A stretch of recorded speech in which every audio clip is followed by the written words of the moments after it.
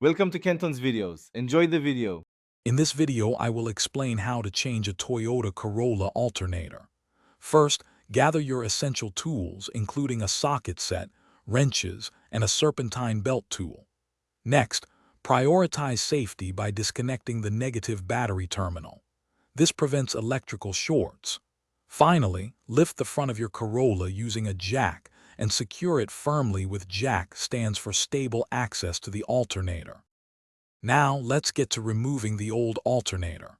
Begin by loosening the serpentine belt tensioner, then carefully remove the belt from the alternator pulley.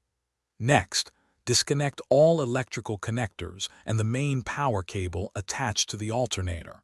Finally, unbolt the mounting bolts that hold the alternator in place.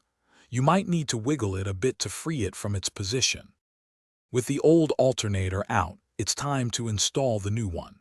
Carefully position the new alternator into its bracket and secure it tightly with the mounting bolts. Next, reconnect the main power cable and all other electrical connectors, ensuring they are snug.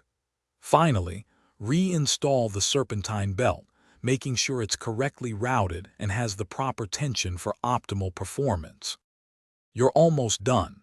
Reconnect the negative battery terminal, then start your engine to test the new alternator.